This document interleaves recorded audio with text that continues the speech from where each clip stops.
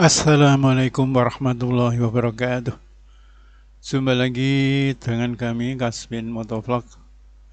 Saudara-saudaraku, teman-temanku semua mudah-mudahan dalam keadaan sehat walafiat. Tidak kurang suatu apa. Dalam keadaan bergembira, bercanda dengan saudara, dengan teman, ya. Mudah-mudahan kita selalu sehat, ya. Dimudahkan semua urusannya, dimurahkan rezekinya, dan wabil khusus bagi yang belum berjodoh saya doakan semoga segera dipertemukan jodohnya. Amin ya robbal alamin. Kali ini kami akan mencoba berbagi tentang bagaimana cara merawat motor yang seharusnya gitu ya. Tadi baru keluar ngelihat disalip emak-emak, motornya ngasep, asapnya putih. Kalau ngasep putih itu jelas itu oli yang masuk ke pembakaran. Kalau asapnya putih seperti itu. Jadi olinya masuk, nah mungkin itu sehari bisa habis itu oli ya. Habis terus olinya itu ya. Ya oli ikut kebakar ya. Nanti lama-lama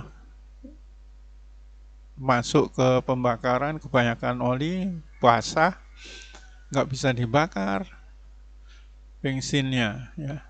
Kalau udah nggak bisa dibakar ya sudah, susah hidup.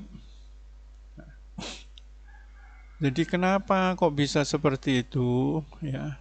Karena motor-motor sekarang ini kan memang enak sekali ya. Apalagi yang injeksi ya. Yang injeksi itu mau jam berapapun, kapanpun dia nggak ada capeknya. Begitu starter jedet, hidup, starter jedet itu tinggal siapapun bisa pakai. Kalau sudah siapapun bisa pakai, itu yang jelas mesti ada satu lah siapa gitu yang selalu ngontrol kilometernya gitu, kapan ganti olinya gitu. Nah kalau motor baru ya, motor baru ini ya, itu pakai 2000 kilometer ya, oli biasa itu, oli biasa 2000 gitu. Itu kalau motor baru ya. Tapi kalau motornya yang sudah sepuh-sepuh ya, sudah tua di atas 3 tahun, 4 tahun, 5 tahun gitu ke atas itu ya jangan pakai ukuran 2000 karena komponen lainnya kan juga sudah nggak 100% lagi. Jadi kalau saya terus terang itu 1000 udah warning ya. Jadi di atas 1000 dikit itu harus sudah ganti. Kadang 1200 ya. Pokoknya 1000 warning ya. Motor saya motor tua semua 2015, 2016 ya. Nggak bisa menggunakan ukuran motor baru ya. Nah ini kenapa kalau telat ganti oli kok bisa langsung ngasep ya. Kalau telat ganti oli, apalagi motor itu panas kan karena jalan kemana-mana ya. Nah itu biasanya nanti yang kena pertama kali itu seal clamp ya, sealnya pecah ya. Karena dia nggak berfungsi maksimal lagi karena kena gesekan kan nggak ada olinya nggak bagus ya, udah keras ya, jadi kena gesekan akhirnya bocor. Kalau sudah sealnya bocor itu nanti masuk ke pembakaran. Nah kalau sealnya udah bocor kan gerakannya jadi oglek ya. Biasanya span gitu nggak bergerak dia karena lagi gencet seal, langsung nggak ada seal ya. Geraknya jadi oglek makanya jadi klepnya bergoyang akhirnya bunyi motornya krok krok krok krok krok krok krok krok krok krok krok. Suaranya berisik. Tapi karena masih belum menyadari, pakai aja terus ya. Nggak apa-apa, ngasep kan tambah olinya, tambah olinya. Waduh, ya itu mah bukan obat itu Pak ya. Mesti dibawa ke bengkel ya, kecuali bisa buka sendiri nggak apa-apa ya. Ya kalau saya Ya karena saya paham sedikit ya. Buka, lihat ini. Kalau nggak paham kan tetangga bengkel jadi nggak masalah ya. Nah kalau yang jauh dari bengkel, kalau saya sih begitu takutik tetangga datang kan, tetangga bengkel. Itu. Jadi pertama dari oli makanya stop dulu lah. Nganggap enteng oli, ujarnya nanti merembet kemana-mana. Nah, kalau sudah ngasep begitu itu paling setiap nggak nyampe seminggu itu. Paling 3 hari ngisi oli lagi, seliter lagi. Terus 0,8 ya. Ngisi lagi loh. Kok olinya habis terus ya, gimana nggak habis orang ngasap gitu ya. Nah kalau sudah ngasep itu banyak sekali nanti komponen yang diganti, apalagi klepnya sudah goyang ya. Sudah goyang ke kanan ke kiri ya, sudah banyak sekali ya.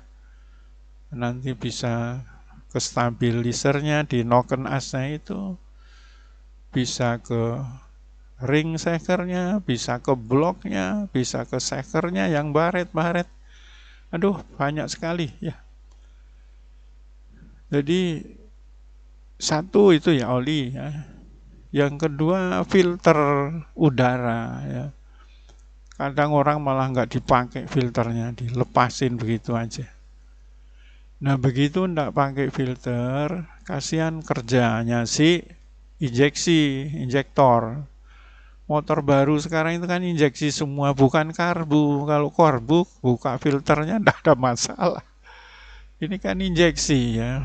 Nah nanti kalau sudah kotorannya masuk ke injeksi, itu apa ya, mungkin bisa diservis ya injeksi itu, tapi setahu saya injeksi itu agak sulit diservis, akhirnya ganti.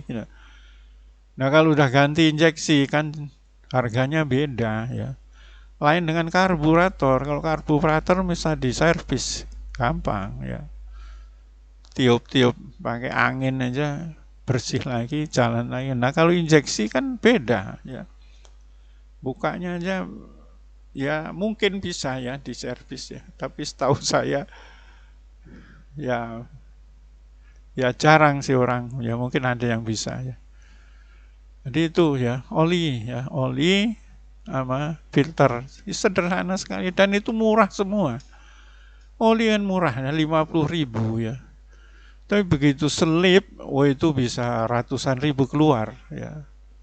Kalau sudah ngasep kayak tadi yang Mio tadi, waduh itu lebih itu, bisa nyembus 500 itu untuk bisa kembali normal, nggak ngasep ya. Nggak murah itu, karena ya itu 4 tak itu beda ya, 4 tak ya.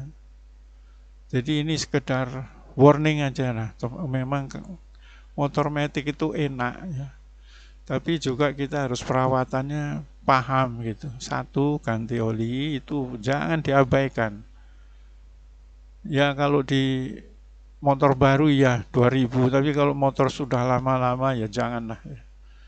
Sebelum 2000 udah diganti ya.